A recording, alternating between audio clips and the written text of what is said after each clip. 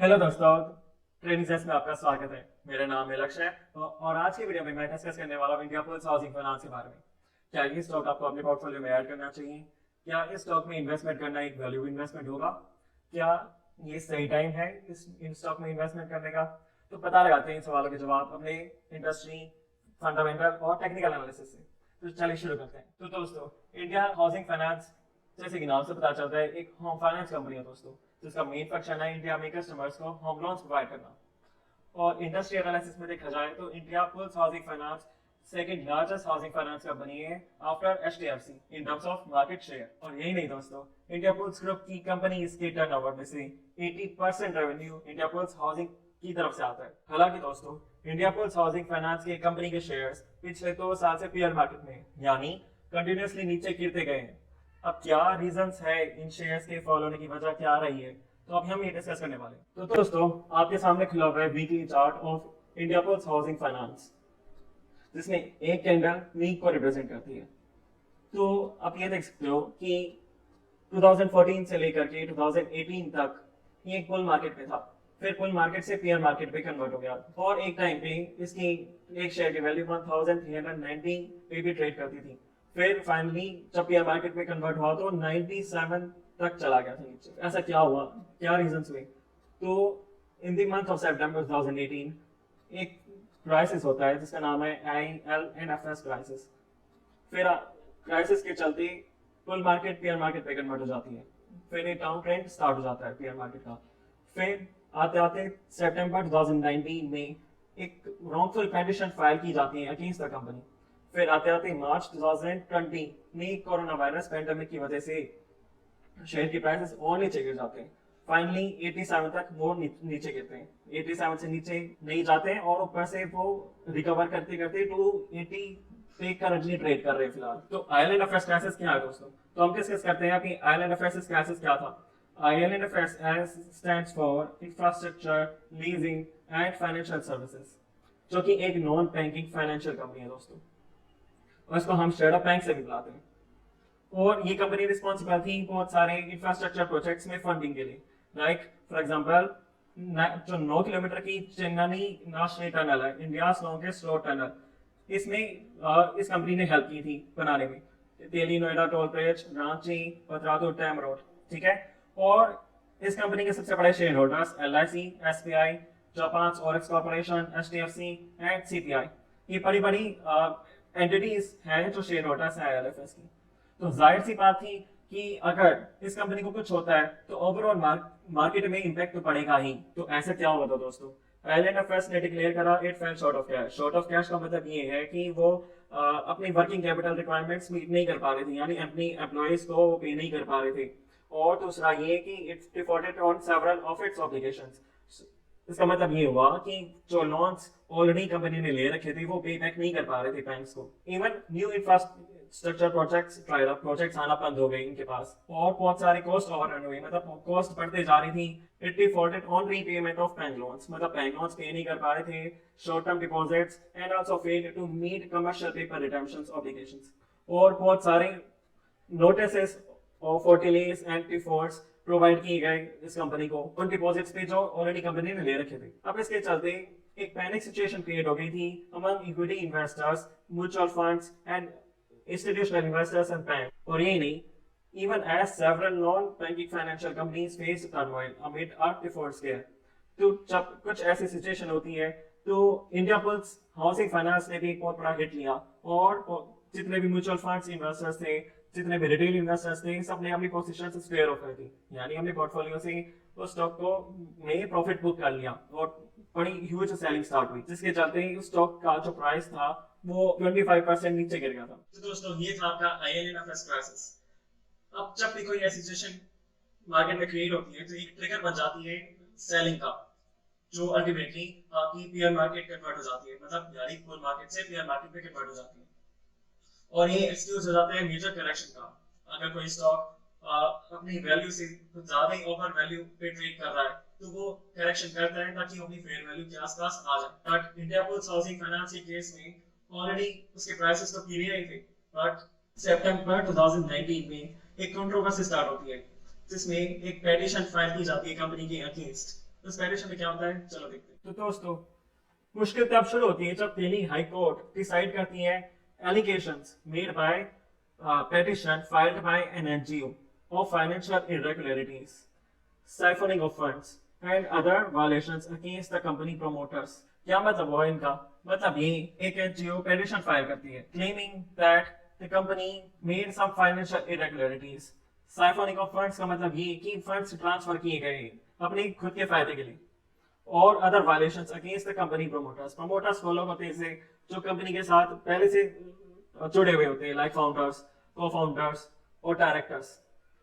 During the brief arguments, NGO Citizen Whistleblower Forum court को बताते हैं कि 4,600 crores was allegedly loaned by Indiabulls to various shell companies, which in turn routed the money to the other entities back to the promoters. इसका क्या मतलब हुआ कि NGO court को बताते हैं कि 4,600 crores Indiabulls ने खुद को वापस पे बैक करे थ्रू शेल कंपनीज। तो ये कुछ सीरियस एलिगेशंस थे जो पेटिशनर ने कंपनी के अगेंस्ट फाइल किए थे।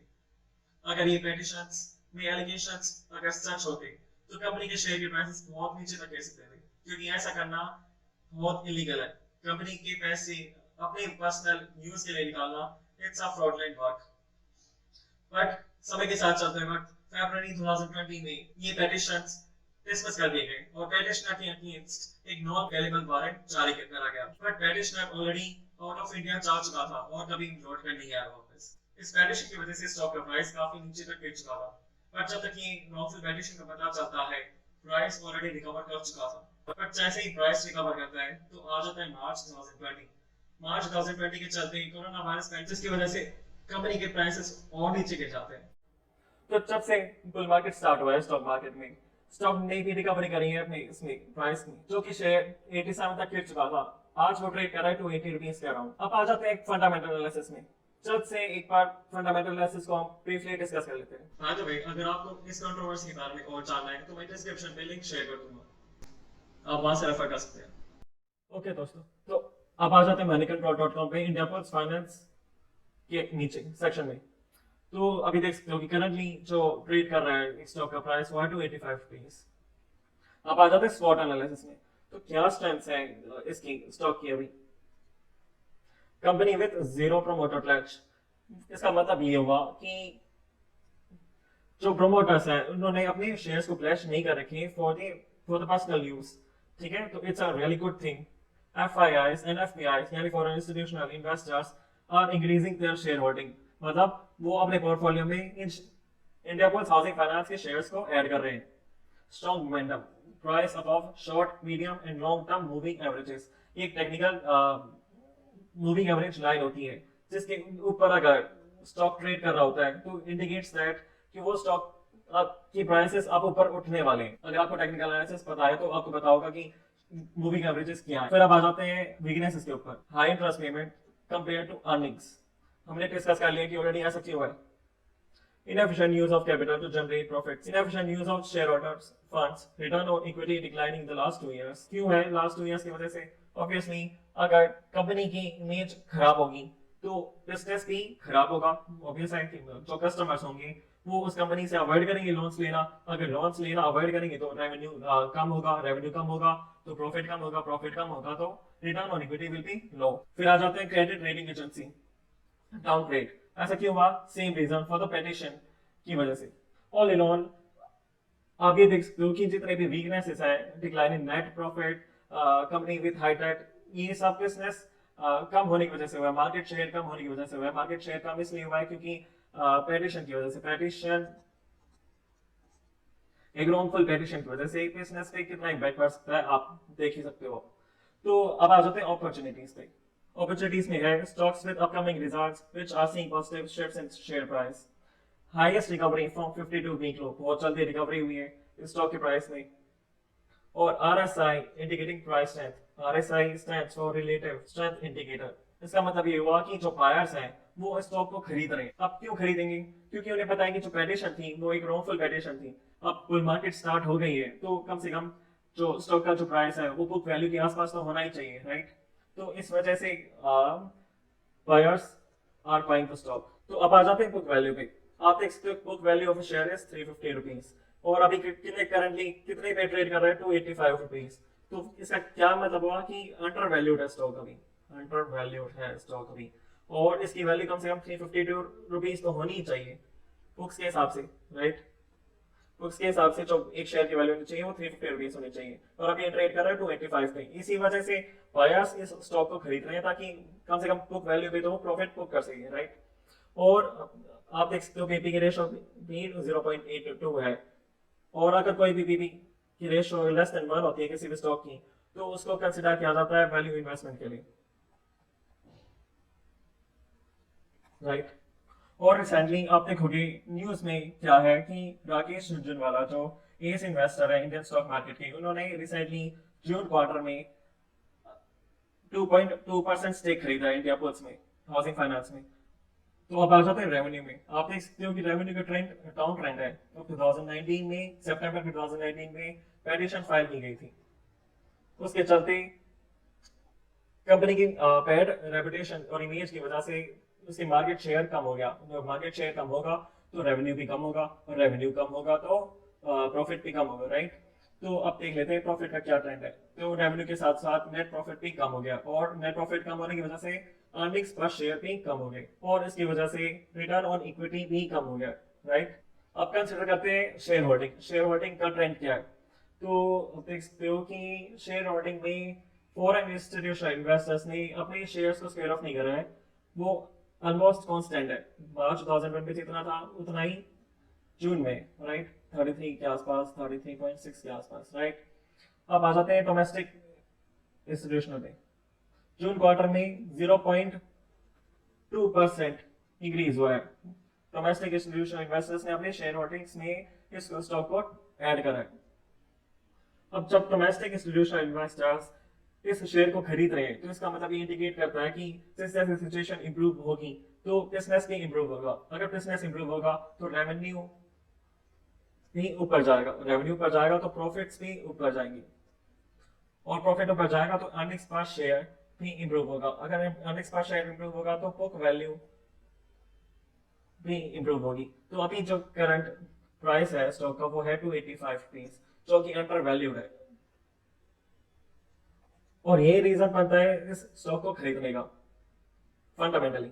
ओके गाइस, तो अब आ जाते हैं टेक्निकल एनालिसिस में। तो आप देख सकते हो कि जब कोरोना वायरस पैंडेमिक हुआ मार्च 2020 में, तो रिकवरी हो गई थी अप टू 254, और वही रेसिस्टेंस की तरह काम कर रहा था 254 तक और 259 के रेंज में।